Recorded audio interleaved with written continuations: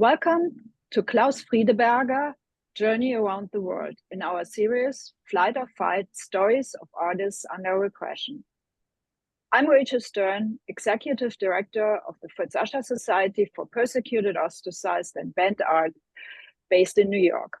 We research, discuss, publish, and exhibit artists whose life and work were affected by the German Nazi regime between 1933 and 1945. Today, I'm honored to introduce three speakers. Monica Sidhu, trained as an art historian in the History of Art department at University College London, graduating in 1998. She has undertaken various projects at the British Museum, working with Stephen Coppel, assistant, keeper, and other curators in the departments of prints and drawings. She has catalogued the extensive archive of paintings, drawings, monotypes, and papers left by Klaus Friedeberger in his studio after his death, and is currently researching and writing a monograph on his career. Julie Friedeberger was born in New York City in 1935. She met Klaus Friedeberger on September 17, 1960 in Florence, Italy. They married in 1962 and lived together in London until his death in 2019. Stephen Coppel is assistant keeper and curator of modern prints and drawings at the British Museum. He has intimate knowledge of Friedeberger's work, has written about it, and exhibited it. Welcome. Monica Sidhu will start today's event with a lecture. After the talk, Julie Friedeberger and Stephen Coppel will join for the Q&A. Please post your questions in the chat. Monica, the floor is yours. Thank you very much, Rachel. And first of all, I'd like to thank the Fritz Ascher Society for inviting me to talk and giving me this opportunity to introduce you to the works of Klaus Friedeberger. Of course, I want to thank Stephen and Julie for joining me today for questions and answers, and a brief thank you to Francis Carey for introducing me to the society and introducing me to this talk. I'd like to share my screen now with you. Can you all see it? Can you hear me? And can you see it? We can hear you, we can't see the screen yet. You can't see the screen, just a second. Oh, okay.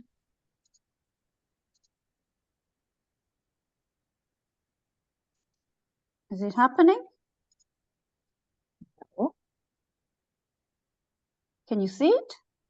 Nope. No? Oh dear. Did you press the share screen? I did press the share screen. Let me go.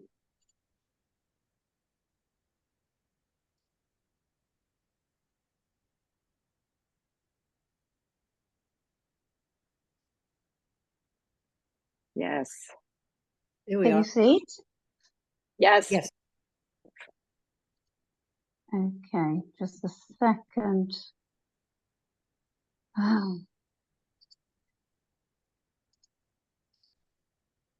Oh, can you see it? Yes. Perfect. Very good. Okay, apologies about this. The title of my lecture today, Journey Round the World, is taken from a poster Klaus Friedeberger designed when he was in internment in 1941. The journey it represents was not strictly around the world, but halfway through Australia and then back again. And today we're going to retrace that journey and to look at what happened in the life of Klaus Friedeberger along the way. First of all, let me introduce you to Klaus. And here we have Klaus Friedeberger in front of his one of his paintings. And here is much younger Klaus Friedeberger with his parents and as a young boy, with slightly more hair, as you can see, but with still the very warm and engaging personality. Friedeberger had a very good sense of humor, and he was always up for a laugh. Klaus Friedeberger was born in Berlin in August 1922. He was the only child of Paul Friedeberger and Ada Kasenstein. The Friedebergers were a secular, middle-class Jewish family. They lived in Wilmersdorf, a district just on the outskirts of Berlin city centre. They were part of a cultured and intellectual liberal German community.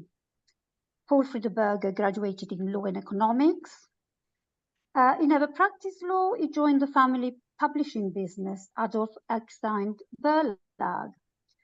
Ada came from a very well-established business family trading in fashionable goods. She was very artistic and very creative, and eventually established her own handmade children's and ladies' underwear clothing business. Friedeberger attended the local primary school, the Volksschule Berlin-Wilmersdorf, and from 1932 to 1937 frequented the French gymnasium in Berlin. Friedeberger did not really thrive in this particular school environment. He never really fitted in. He, however, did very well in his art subjects. He was encouraged to follow his artistic interests. In 1930, when he was only 8 years old, his parents separated and divorced officially in 1931. Friedeberger had to divide his time and also his loyalties between the two different households, which caused quite a few emotional tensions. A sense of stability at this time was offered by the family of Leopold Trier and Annie Trier, and their two daughters, Steffi and Renate. The Triers became a kind of surrogate family for Klaus.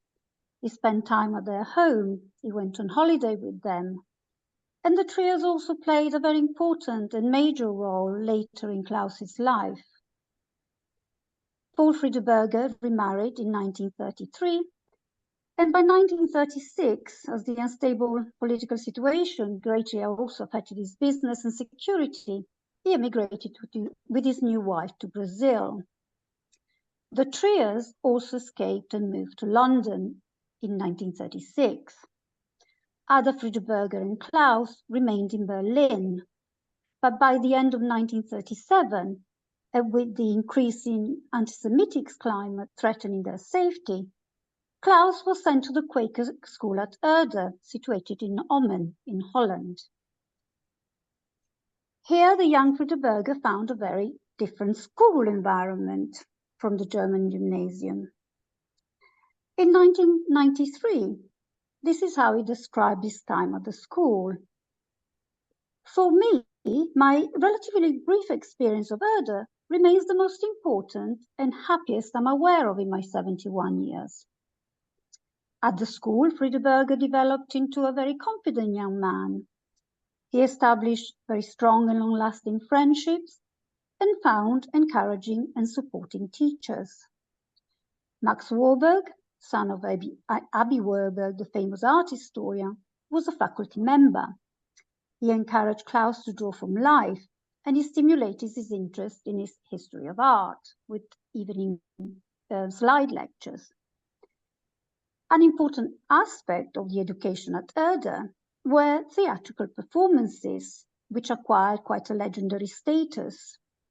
In these two slides, we can see Friedeberger with his newly found confidence performing Mickey the Monkey in a production of Reineke Fuchs. Friedeberger was also involved not only in acting, but in the creation of the backdrops, the advertising designs for the play, paying particular attention to typography. He wrote for the school magazine, and as an older student, he was also a member of the self-governing committees at the school. In this group photograph, we can see a roped figure and a hanging noose. These also appear in a lino cut Friedeberger made, which was experimenting with printing. There are also either lino cut images. They refer to the passage of time, such as this one with a clock or long-distance roads. These are rather haunting images, and art was a way by which Friedeberger externalized the anxious feelings created by the historical situation. The correspondence with his mother at the time also reveals the worries Friedeberger had regarding the future in general. In December 1938, he wrote to his mother, "Altogether, I would really like at least once a week a long letter, so that I know what is really going on and what is happening to you and all the people we know. But only if you have time. I'm also especially interested in your business situation and what your financial situation is like." These are not certainly the worries of a normal teenager. By April 1939, Leopold Trier, aware of all the dangers, secured a safe passage for Klaus to England by obtaining a training contract for him.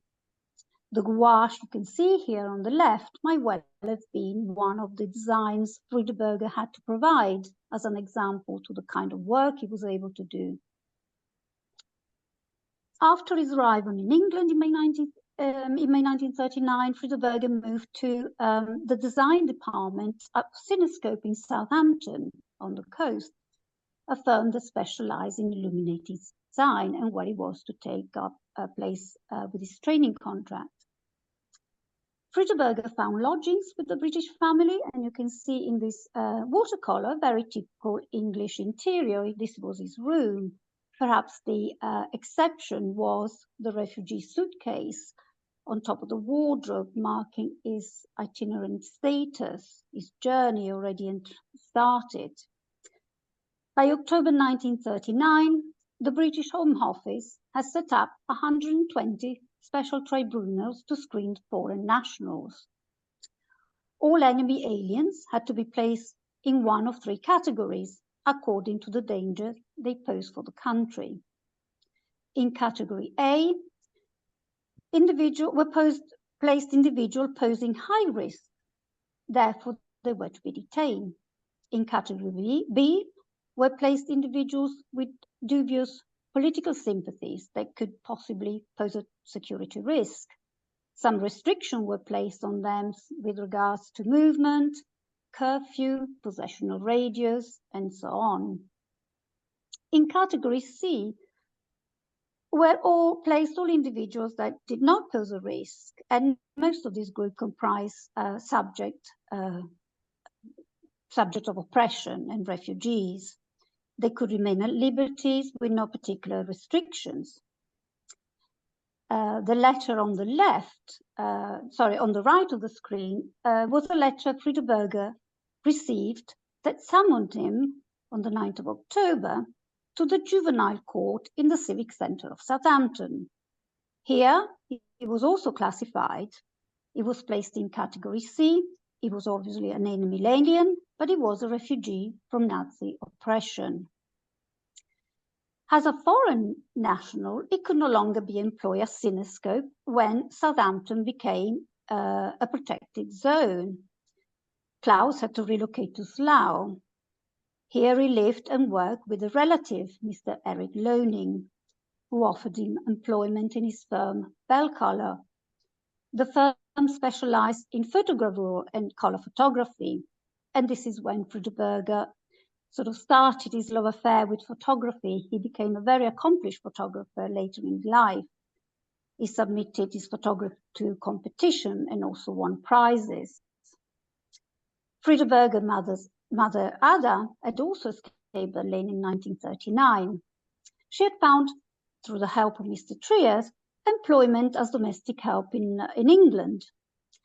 She had been unwell throughout the year, and in December 1939, she passed away, leaving Klaus totally alone.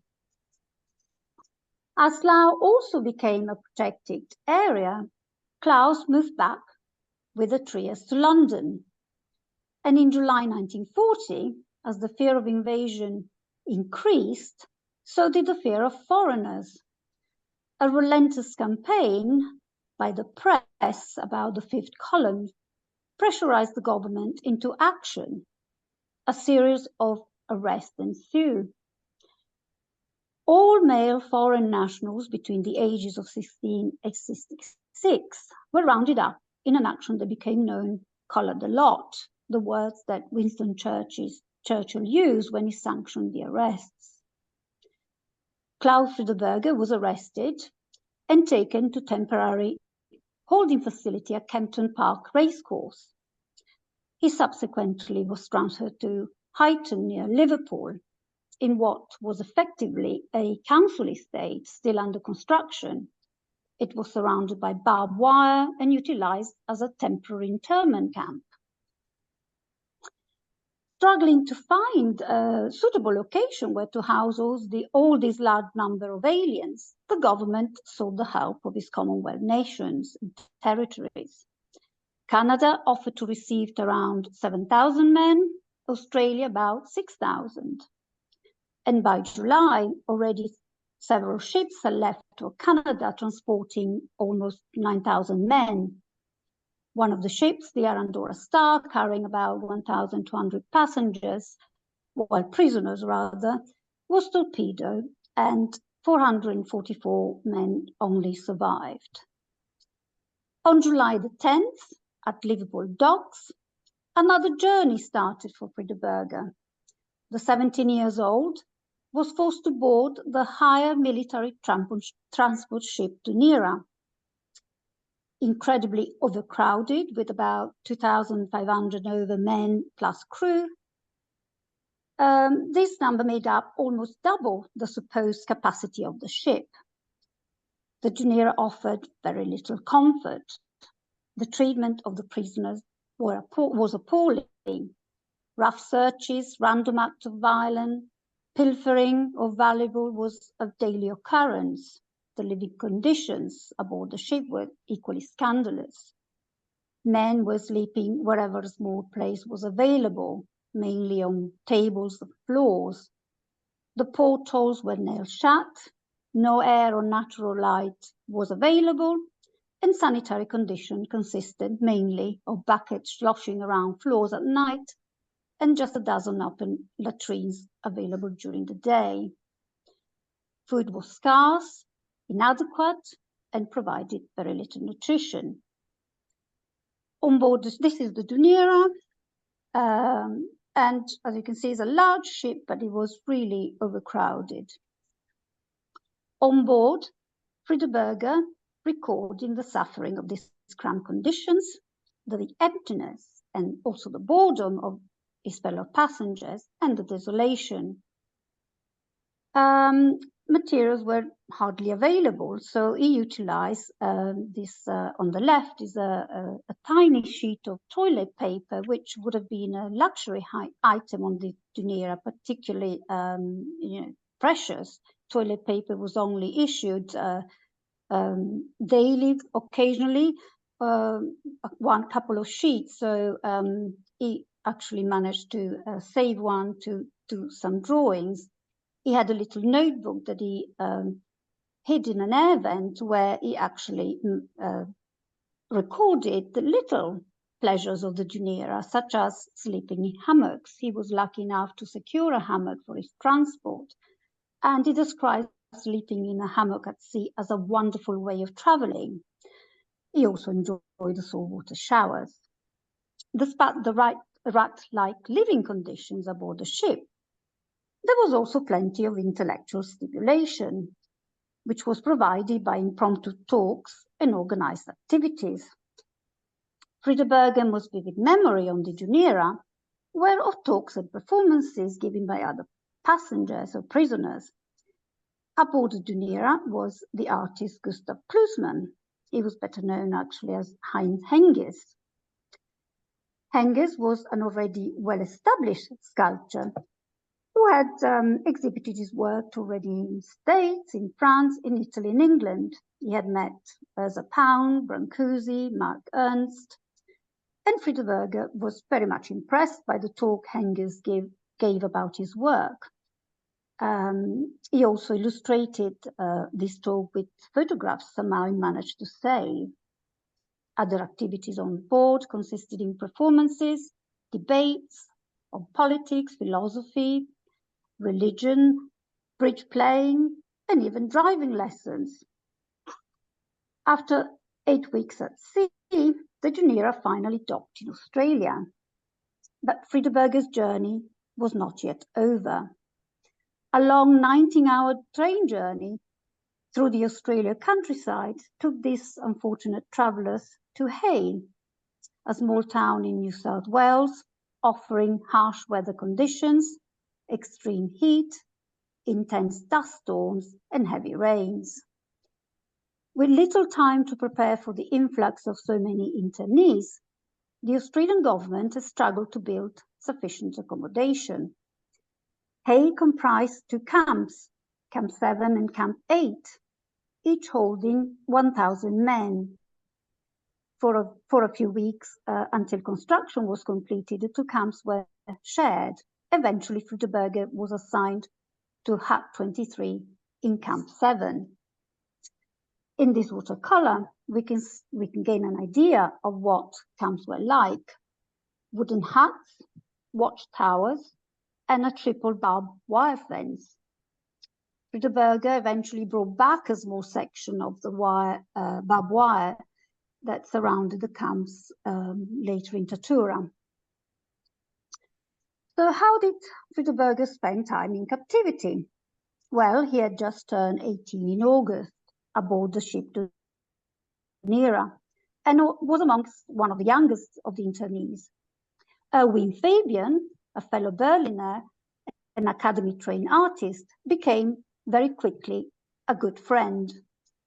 The two, despite the 7-year difference in age, share many interests and a very similar sense of humor. These images by Erwin Fabian capture a very young Friedeberger during his internment, who had by now suffered already displacement from 3 different countries.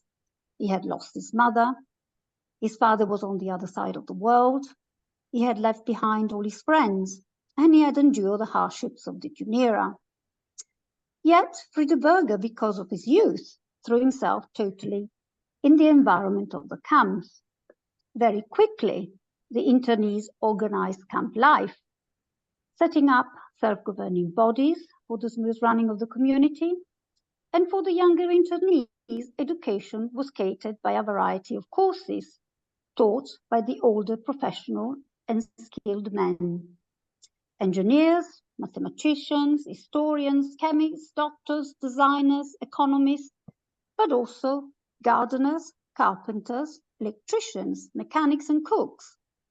The range of occupations covered all fields, including 3 individuals who listed their profession as gentlemen. Friedeberger, eager to earn, naturally gravitated towards the more artistic practices offered in camp, as he had so far had no particular training education. Friedeberger's first instinct was to become a graphic designer and a commercial artist. And for this reason, he was particularly interested in the work of George Telcher. The 37-year-old Telcher was a Bauhaus-trained graphic artist who had designed coins for the Austrian kerosene system. And at Hay, he was in charge of designing the camp currency. Friedeberger was very impressed at how Telcher produced these flawless designs in very limited camp conditions. He was also intrigued by the design itself. The notes, you can probably barely see at the top left-hand corner around the edge of the note, you can see a subversive message embedded in the barbed wire. It's a lament that says, "We're here because we're here because we're here." And in the woolen coat of the sheep are embedded the names of the internees. Friedeberger also followed art history classes. Franz Philipp and Ernst Kissinger were both very eminent scholars in Renaissance and medieval and Anglo-Saxon fields, were teaching history classes. He also continued to pursue his interest in photography, attending theory classes. Cameras were not actually allowed in camps. But what most shaped Friedeberger's early artistic path were the art lessons provided by Hein Heckroth. Heckroth was an already renowned surrealist painter, a stage and costume designer, and as Friedeberger described him, he was a born teacher. Here on the left, his accurate Inca-Oriental style drawing. And on the right is Friedeberger's attempt at emulating his master. In making these images, Friedeberger recalled how Heckrot moved around the paper as a dancer moved around a stage. He was obviously very theatrical. He was a man with a strong, booming voice and a particularly good sense of humor too, quite appealing to the young Klaus. Heckrot's teaching method was very simple, was very relaxed, and yet very effective and very disciplined.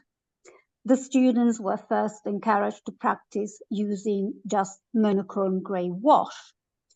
After a while, they moved on with the introduction of warm and cold color combinations. And as they grew in confidence, the final efforts would be the production of an image in using a full range colors. Obviously, the subjects, as you can see, are camp scenes, and the material what was found in the campsite. Klaus' efforts were praised by the Boomerang, the camp magazine, following an art exhibition of art in I think it's one of the laundry rooms. Though not every picture of Mr. Klaus Friedeberger is of such rare beauty as his leaves and flowers, he certainly has a great feeling for abstract ornamental design.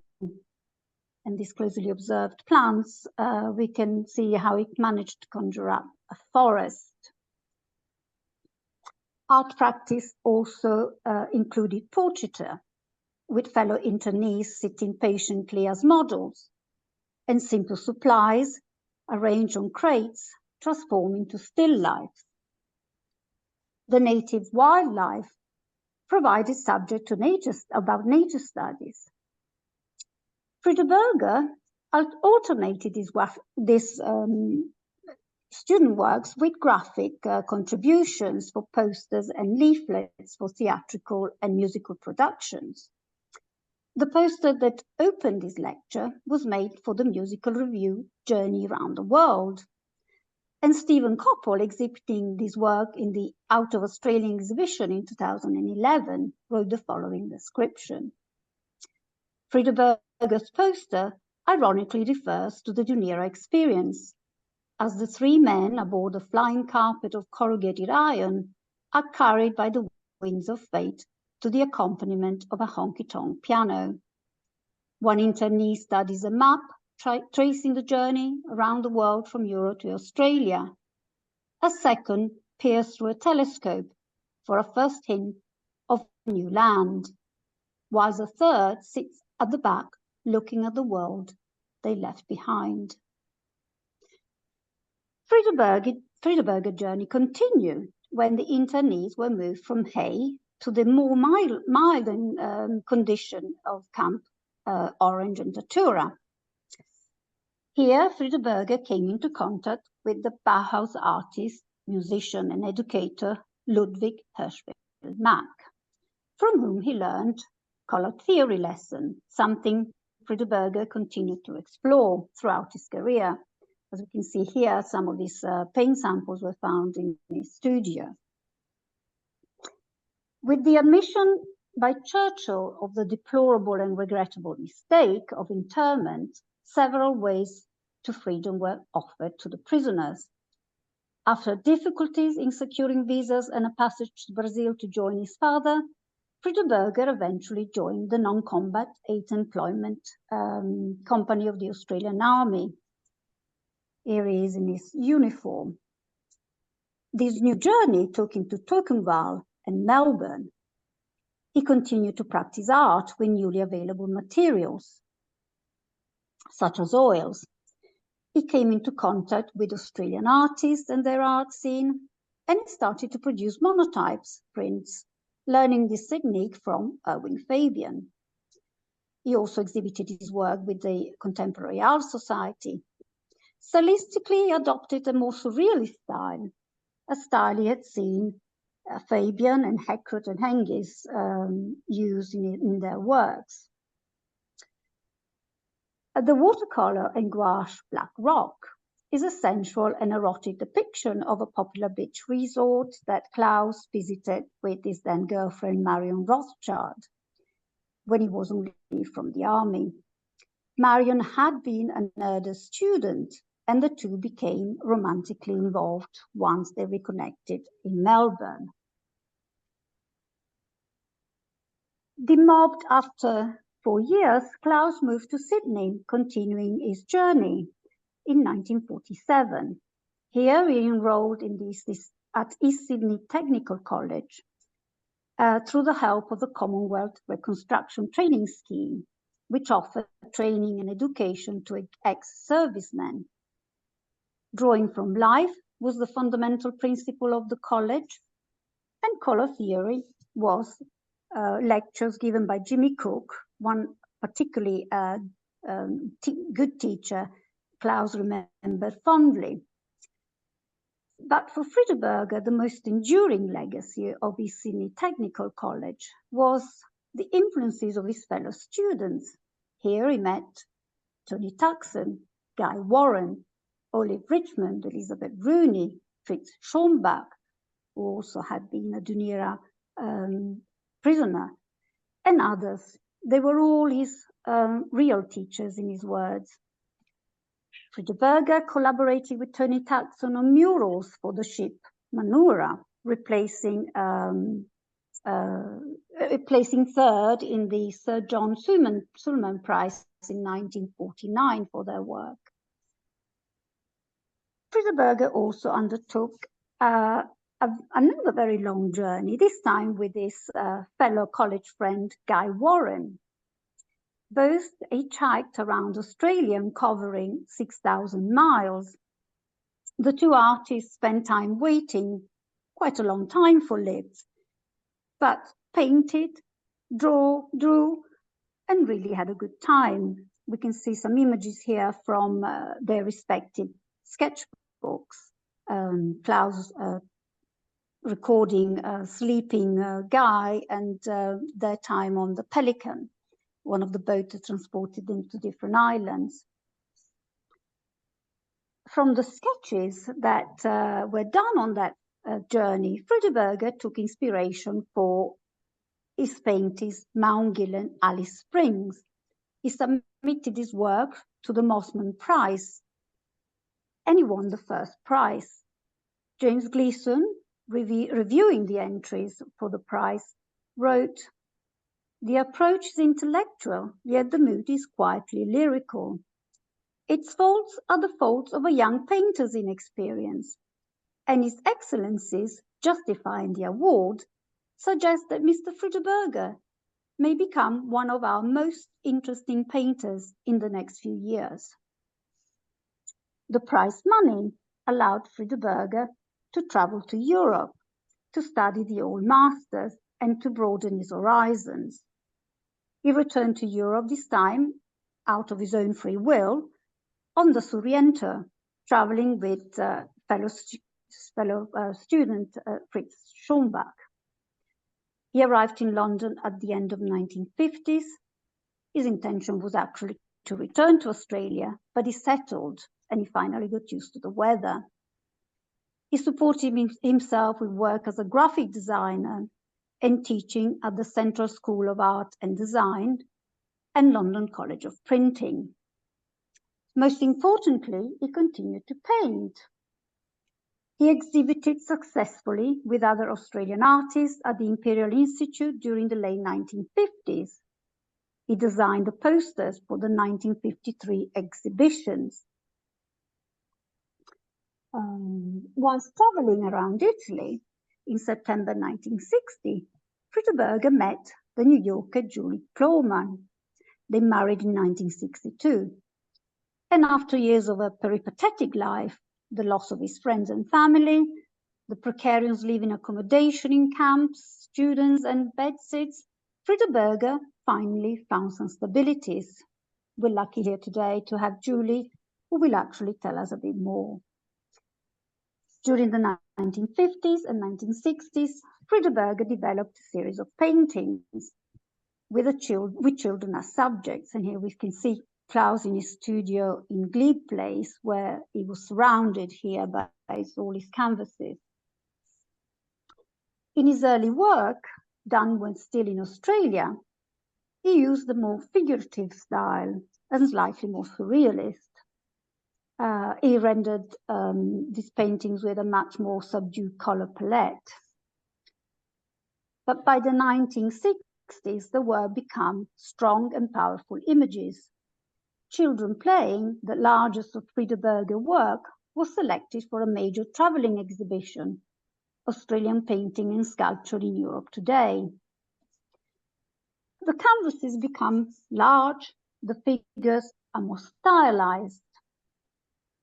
These works elicit mixed reactions. On one hand, the vibrant colors are attractive and appealing. On the other hand, the images of children, mostly engaging in fights and rough play, are unsettling. Friedeberger had successful major and group solo exhibitions with favorable reviews. After the solo exhibition at Biennale Judas in 1963, the art critic Charles Spencer noted, "The world of children, serious, cruel, aggressive, and self-centered, is to him not only a reflection of life itself, but because of his uninhibitedness, a truer insight into human behavior." Klaus' exploration of color and determination to find the highest pitch meant that all intermediate colors were excised and just not strong enough to achieve a particularly high intensity he was looking for. The lesson in color theory that he learned in Camden at college are by this stage fully internalized, developed, revisited, and advanced through personal experience. In the 90s and 50s, also he produced trace monotypes. Friedeberger, during internment, had often watched his friend Erwin Fabian at work on the technique, eventually learning and practicing with him whilst in the army. Monotype, and in particular trace monotype, is a very simple printing technique where a drawing is made on a sheet of paper that rests on a smooth surface coated in ink. The pressure of drawing lets the ink transfer onto the paper, producing the image. By further rubbing and manipulating the back of the paper, tones are achieved on the surface. In monotypes produced in Australia, Klaus depicted his experiences and his surrounding. Here we have the interior of the tent with Erwin Fabian and a tram station in Sydney. The monotypes produced in London in the 60s were primarily concerned with the subject of children at play. Some were used as means to test compositions for paintings, others as standalone images, functioning as independent works. As you can see, inspiration came at times from his own photographs. Here we go. We have this dog and the prominent umbrella picked up in some of his monotypes. As well as a printmaker, Friedeberger was also a successful graphic designer. He originally found work as a designer in the late 40s for the fashionable store George's in Melbourne. He designed for a current affairs bulletin published by the Commonwealth Office of Education in Sydney. In London, from 1952 to 1957, he was also director at Osborne and Peacock, where with Harry Ballon, he created an unmistakable identity for the shop Harvey and Nichols. For over 20 years, he also designed all the advertising for the fashionable shop, the General Trading Company. An exhibition titled Image of a Shop to celebrate his graphic work for the company was held in 1978 at the London College of Printing. Friedeberger also designed book covers for Faber and Faber. Again, this inspiration came from his journeys and experiences, the Australian outback, or the architectural details of Melbourne balconies. At the end of 1960s, there is a shift, changing Klaus' working methods, his styles, and also his objectives. His trademark color slowly disappears, works become more chromatic, eventually totally devoid of color. The figurative forms, though still recognizable, transmute more into abstract designs. The subject is concentrated at the center of the canvas. In previous works, it took the whole space. As Klaus' career as graphic designer flourished, his life as a painter continued at a slightly slower pace. However, he successfully re-emerged as an exhibiting artist in 1986 with a selection of works for the Warwick Art Trust. White, black, and a rich variety of greys fills these canvases with a show of statements. Compositions are dictated by the medium, its tactile qualities, and its complex varieties with a very limited range. Paint itself becomes the subject, and there is no other narrative. The personal dialogue with the canvas and the paint continues for 20 years or so. The nuances of white, black, and grey shades is finely tuned. Complex brush marks and impasto fashion an illusion of form. They also emanate light. They generate movement, and they pulsate with energy. Friedeberger also finds time to introduce metallic paints and color, revisiting compositions and transforming them into new and contrasting works. Throughout this time, Friedeberger is included in exhibitions in London and Australia. A retrospective exhibition is held in London in 1992.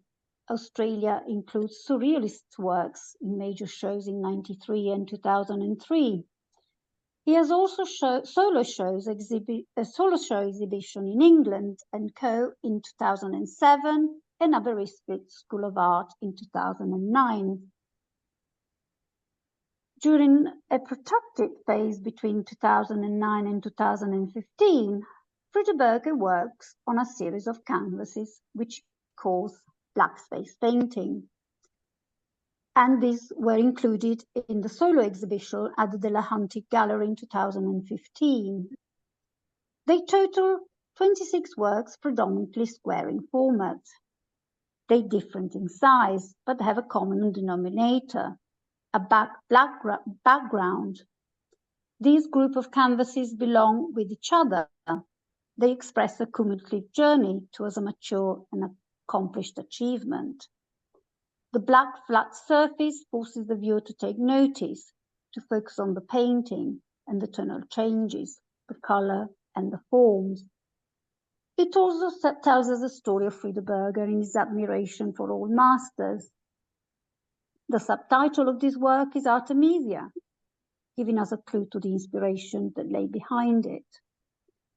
This body of work, created towards the end of his career, displays the mastery Klaus had acquired over time. It shows the relentless pursuit to understand paint and all its permutation, the total understanding of hue, forms, and value. Like it depicted in his poster, Friedeberger took a long journey from Germany to Holland, London to Australia, and back to Europe. It was indeed a painful and forced journey, during which the young Friedeberger suffered the loss of his mother, the distance of his father, the displacement from country and friends. But it was also a journey of discovery, of new and strong friendships, and of learning how to be an artist. He learned from eminent teachers and from his close friends, and most of all, from himself. His constant and meticulous investigating into properties of paint and color distinguished him as a painter. His particular style of graphic work distinguished him as a designer. His interest in photography provided inspiration, and his love of art history imbues his latest work.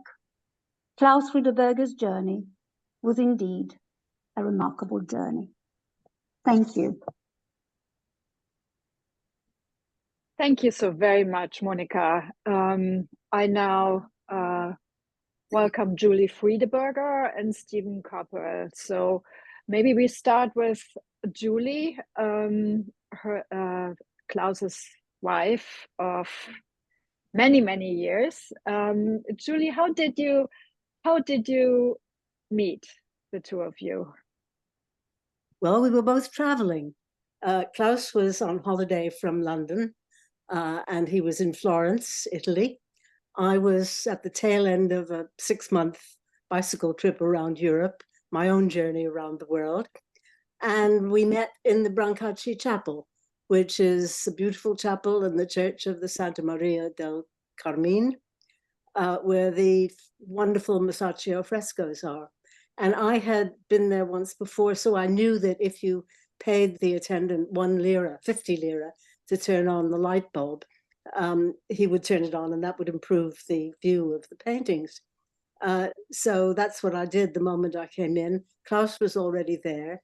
He looked appreciatively over at me, and I settled myself on the floor to look at the frescoes. And half an hour later, he came over to me holding his opera glasses out, his little binoculars. And he said, "Try these, they'll help you see the paintings better." And I thanked him. And I did see the paintings better. And one thing led to another. And he helped me to see better for the rest of his life. It was through him that I learned to look at paintings. And I spent the most interesting and wonderful life possible with him as he went on the journey that Monica has described to you. Mm-hmm. That's a beautiful story. So you never went back to New York, or you went back and then came to London?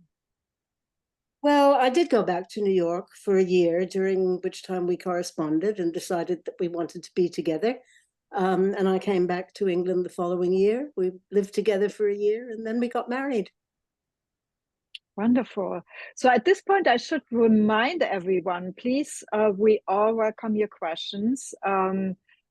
We have gotten a lot of information, and I'm sure people are really full of questions. So please put them in the chat or in the Q&A section, and then we'll try to answer as many as possible. So Stephen, how did you meet Klaus?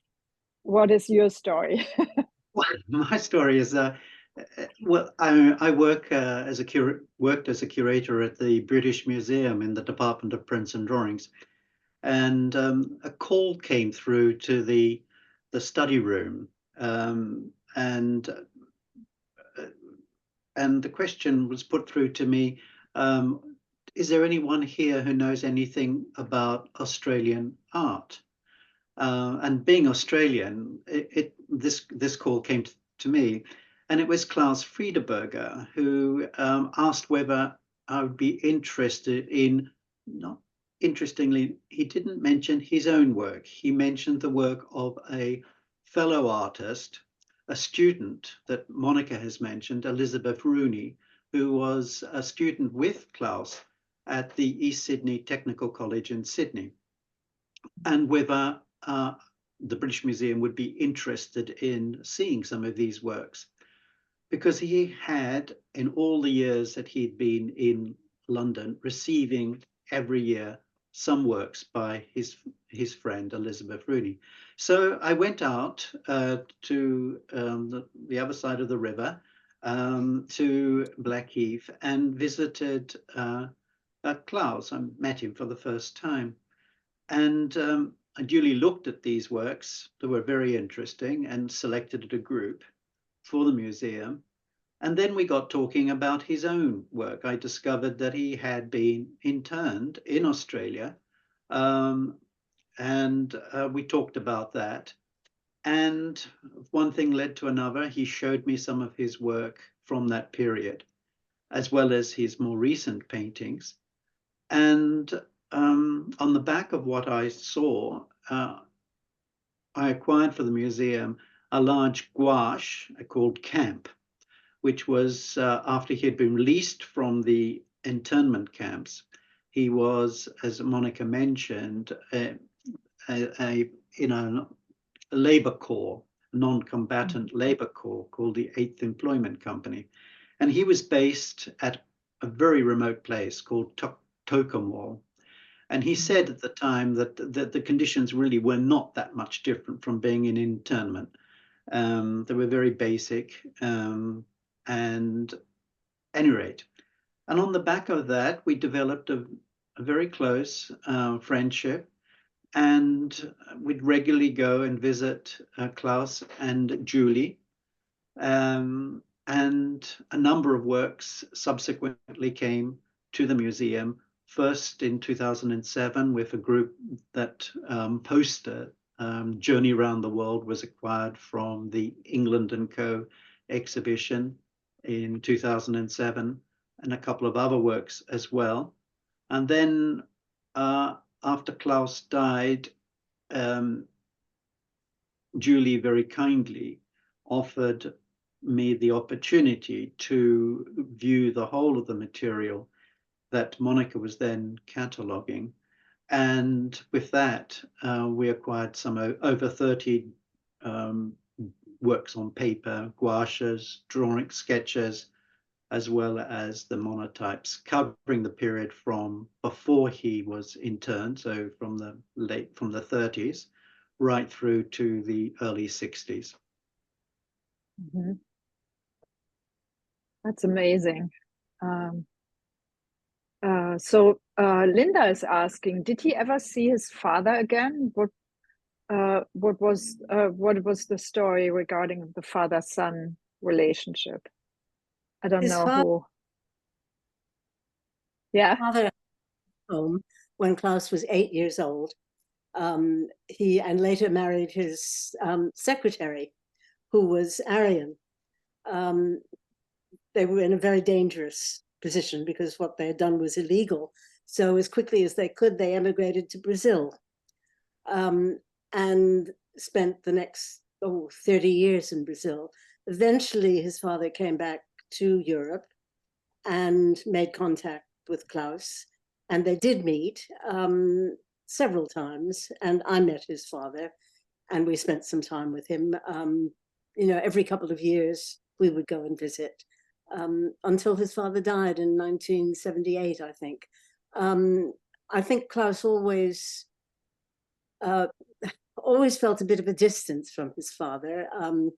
He, like many boys of his age, when his parents parted, he took his father's side, and always felt guilty about that. And afterwards, didn't really want to develop a close relationship with him. But they did have a relationship of sorts. I mean, they did meet, they talked, they saw each other. Mm-hmm. Yeah. I gather it's quite hard because he basically grew up without parents, right? For most of his youth, not his childhood, but his youth. So to build a relationship as an adult then it's not an easy, definitely not, even on even imperfect conditions, not an easy task, I think. So well, I think his father leaving was very painful for him. It wasn't that much later that he lost his country, his language, his mother, his liberty. Yeah. So all these terrible things happened to him by the time he was 17 years old.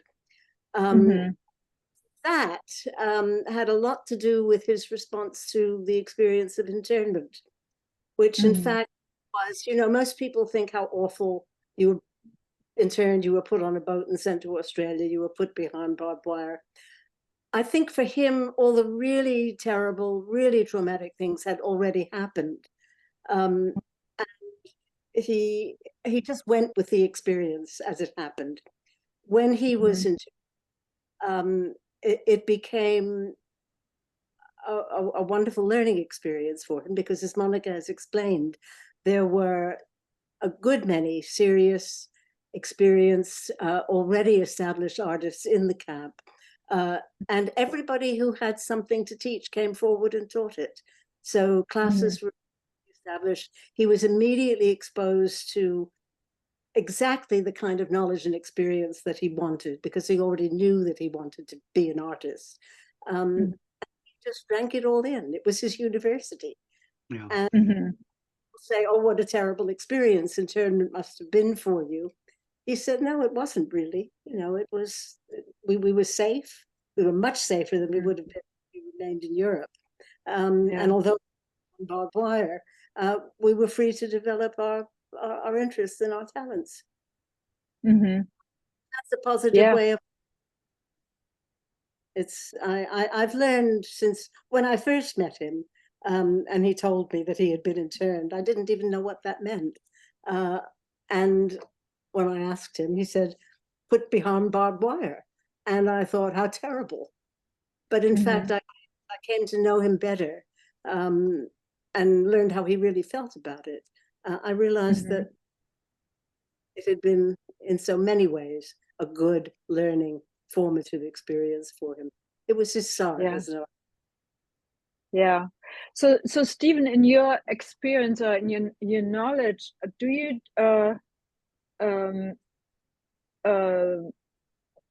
Klaus was in 3 different internment camps, right? And they were they all so inspiring in terms of learning experiences? Or yes, I think so, because you know, the group went. The first camp was a place called Hay, which was in the midst of just a flat, treeless plain.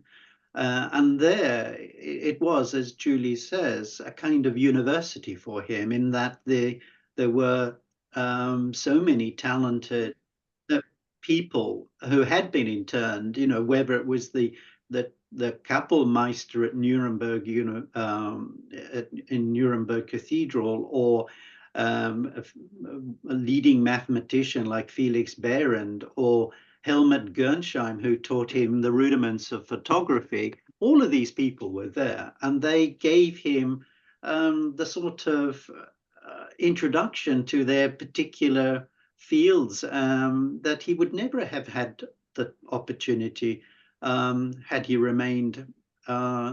Really, they were forced together, and so this exchange, I mean, of course it was unpleasant, and you know, there were certainly terrible physical hardships, but there was an intellectual exchange that went on, and that, I think, he carried with him for the rest of his life.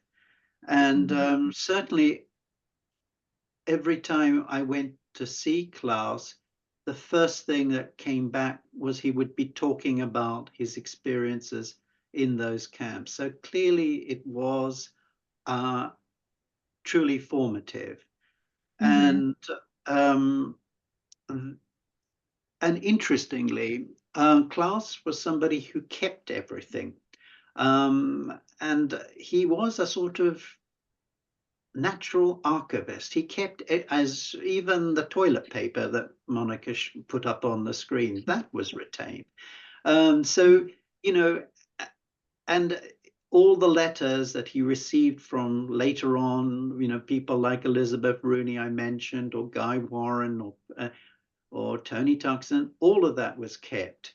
And those friendships he retained, even though he didn't see he never returned to Australia after 1950 when he left. But his heart and his mind was very much there, and I think that was kind of very interesting to see. And the other thing, of course, is that he's an artist who works. He is first and foremost a painter, and he really understood the meaning of paint, what you could do with paint. And this was really central to his work as an artist, was painting. And he continued to paint up in his little attic studio right until a few weeks before he died. That was the little attic was his total world. And it was always a pleasure to go up those stairs into that little attic to see what was on the easel. Yeah, I can imagine. And I think, so I very clearly see what you're saying. I think he was also, Klaus was probably at the age where he was very impressionable, and he was young enough not to get scared in the situation too much beyond. I think older inmates, older people had possibly had different experiences being interned, and because the perspective, of course, was a different one. But for a young energetic man, I think it was less scary probably. And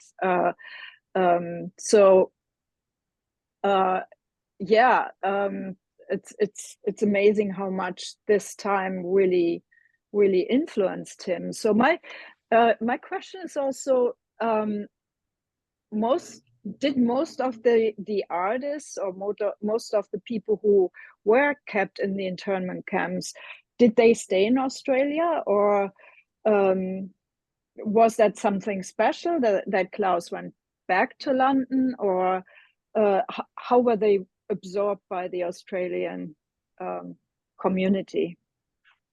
Well, if we look at the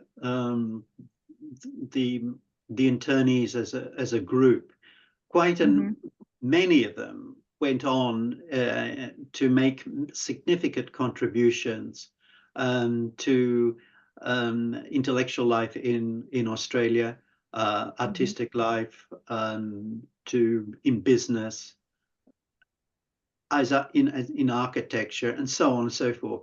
A few of them came back to Europe. London. I mentioned Helmut Gernsheim, for instance, who became the great historian of photography. As soon as he could, he went back and never returned, like Klaus, never returned to Australia. Hein Heckroth as well returned. He was older. He too. Yeah. Also, Bertolt Wolff ended up returning and working in London. Yeah. And Telscher, the other graphic designer, who did design the banknotes, he returns to United Kingdom. So there were quite a few, but I think it was probably evenly divided between those who chose to stay and those who wanted to return to Europe. Some went to the United States, of course. And some perished, because remember, Stephen, one group of them returned on that boat that was torpedoed, including I've forgotten his name, whose book was recently published. The Passenger. Yes. He was a very young writer that returned on the boat and was torpedoed, and he perished. However, his manuscript was recently published. So. That's right. Yeah. Wow. So Michael is writing, my father who was older, born in 1910, also from Wilmersdorf, was on the Dunera. Never spoke about this period. I only found out about it when I was around 10. Did Klaus speak much about the ship, the ship passage? Because I've read a little bit about it, and the conditions must have been very, very harsh and very, I mean, his drawings don't seem like Klaus had a horrible time, but I read mixed reports of what it meant to come over on that Dunera. So I don't know who is best who wants to answer this question? Well, I can start. Yeah. Mike. Klaus talked about it a great deal. I think that the older you were, the harder the experience was. And he was always aware that, that compared to the older men on the boat, some of whom had been ripped away from their families in England, had had a much harder time than he had had. I think this is a perfect example of what Michael Hulton says about his father not having spoken about the experience. Perfect example of the different ways in which people responded to the experience. Mm-hmm. There are people Mm-hmm. who regarded it as the most terrible thing that ever happened to them. They never wanted to think about it or talk about it again. There were people like Klaus for whom it was a very important experience and one that they were very happy to talk about. Mm-hmm. So he was very generous also with his time. So he was very happy to help relatives that wanted to trace their fathers or uncles or relatives that, you know, and know what happened. And he was very happy to write to them, to talk to them. And so he never held back from telling people what he experienced. Mm-hmm. Yeah. So now I have two questions about his art. First of all, Susan Shapiro is asking, are there other classical paintings beside the Saint Cecilia that you showed that we know explicitly influenced or inspired specific artworks, drawings, or paintings by Friedeberger? Or was that unusual? Friedeberger was a very interested in the world of the past artists. He always wanted to go to Italy and explore churches, museums. He was a great admirer of Goya, Rembrandt. Pardon?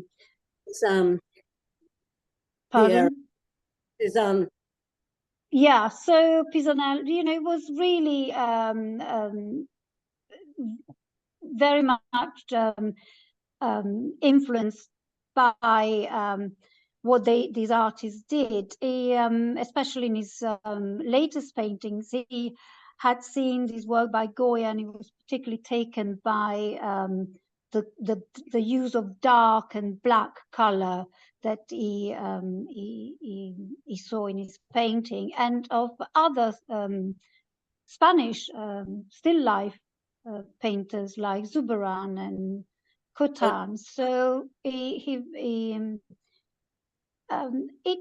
always said he never really copied anyone, which he didn't. But and he always said you learn from yourself.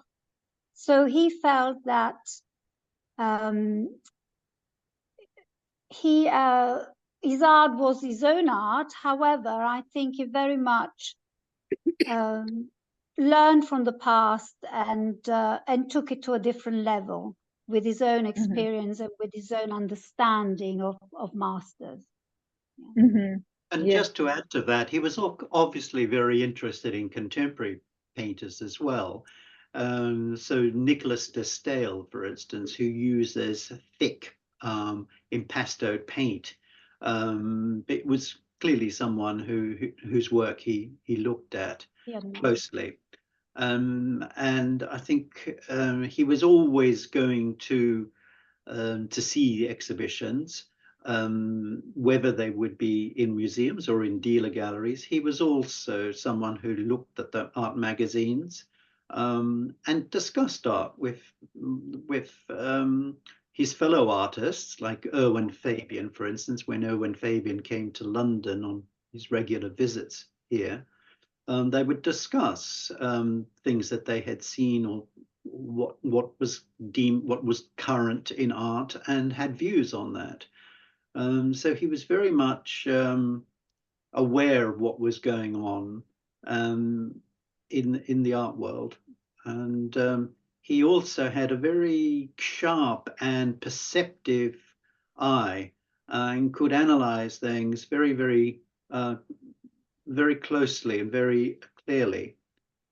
The other thing I would like to mention too is that Klaus was a great reader, and he read, in particular, one of his abiding interests was the work of Samuel Beckett. And he had almost everything that Samuel Beckett published. And in particular, he enjoyed the later works. And I think you can kind of see a parallel with the development in Klaus's own painting, which becomes more and more reduced, and in a sense, more and more existential, where he renounces color and reduces just down to grays, whites, and black, in a kind of paring down that is sort of paralleled in the work of the later work of Beckett. Mm-hmm. And he particularly use black and white to create. Yeah. It didn't use any other colors to create, because you could use other colors to create black and white and grays, but he actually just posed this kind of rule onto himself to just use white and blacks. There came a point in his development as a painter when he felt that color had become a tyranny. He had pushed color, he felt, to its limit and couldn't do any more with it and didn't want to do any more with it. He had become interested, and this is what he said himself, in paint itself and what it could do, and in tones. Mm-hmm. Yeah. Use white to create the most tremendous range of tones. And that occupied him, interested him profoundly for many years. Eventually, he introduced color, but that was the turning point in his development. Mm-hmm. This feeling that you could do with paint as paint. And favorite, he had a bulletin board in his studio in which he pinned up things that had impressed him, that sometimes joked, very serious things. And the one that was absolutely fundamental to him was a review that he read of an interview that he read with the painter Peter Doig. And Peter Doig was asked, "What is it about paint that you find so interesting?" And Peter Doig's reply was, "The paint." That was Klaus. And what he could do with paint that interested him to the end of his life. Mm-hmm. But also there was a quote saying, "Why renounce color?" There was white, yeah. And he actually didn't renounce color in many other things. He continued to use color very effectively in all his graphic work. So color didn't get thrown out of the window completely. He had very separate lives as a designer and as a painter. He was very flexible in what he could do, so he could manage to completely divide his artistic practice as a painter to the graphic designing. And he used color when he was on holiday. He painted. He used watercolors with very vibrant colors in his watercolors. So it was capable of being very compartmentalized in what he could do. So, and having specific ways in different aspects of his life. The graphic, which is completely different. When people asked him why didn't he teach painting, he always taught graphic design. He taught graphic design for many. People would ask him why didn't he teach painting, and he was absolutely adamant about it. He didn't want to. There was no meeting point. They were completely separate activities to him. Yeah. He thought differently. They were compartmentalized. Yeah, and these radical breaks are quite unusual in his in his work. So, and Alan asked actually, what was the fascination of depicting children in his art? Were these children he knew, or did they depict some aspects of his own childhood? And then Nick is responding to Alan. Klaus was a lodger in my parents' house where he had a studio in the 50s. There were 3 children, and we always debated which of us was in the picture. We never agreed. My brother was on steroids, and perhaps that gave rise to some of the rounded faces. Do you want to add something or say something about this? Well, Klaus, I know the person who's asked this question. Dear to me, I've known him all his life. And what I can say to him is that Klaus was inspired and interested by everything they did. Now, he lived in this house with his friend Renata Trier, married to Sam Gallup, and their 3 children for several years in Wimbledon. And the things that the children did were inspiring to him. They were interesting to him. And he used them in his work, but there were never pictures of the children themselves. Mm-hmm. They were inspirations. It transformed them. He used, he used their activities, but it transformed them to a different level in his paintings. Mm-hmm. Yeah. So we very much went over time, but I want to give you one question. Did he identify as a Jew or as a Jewish artist, or what was his? No, I don't think so. No, he didn't. Okay. He grew up in a family that was not religious. He said we didn't know we were Jewish until Hitler came and told us. Right. Yeah. So no, he did not identify as a Jewish artist. Okay. So I want to ask you whether you want to say something to, at the end of today's event. Also, Isabella is asking for Monica for the timeline of the book that you're writing, or some details. Are there exhibitions in the planning? And what is happening in that field? So I don't know. Maybe we start with Julie. Do you? Sorry, Rachel, I was just reading a question that's come in and I wasn't listening to you. Could you repeat the question? Well, I've been working on the book, writing the book, which it's in the phases of, I guess, editing and reviewing and adding a few more things that came to light. So that's the stages we're at. Klaus Friedeberger work is in many institutions in Australia, in England. So Australian very much interested in his work. And I don't know, I think there is in planning some kind of either group exhibition of his work and so on. The British Museum has also got works by Klaus, which were recently exhibited. Stephen organized a display in the Prints and Drawing Department that was on until I believe last Christmas, was it, Stephen? So his work is still exhibited and still of interest. So. It seems like there's a resurgence, right? With all the research that all 3 of you are doing, and with all the work that you're doing on his work, it feels like there's so much more information and research coming out. I mean, what was described today is, in a way, a dream, like to have him keep everything up and down to a piece of toilet paper that he did drawings on, is a dream of an art historian, can be also a nightmare of an archivist. But it's wonderful that so much information is there about his thoughts, about his work. The sketchbooks, I believe, are a very important source of information. So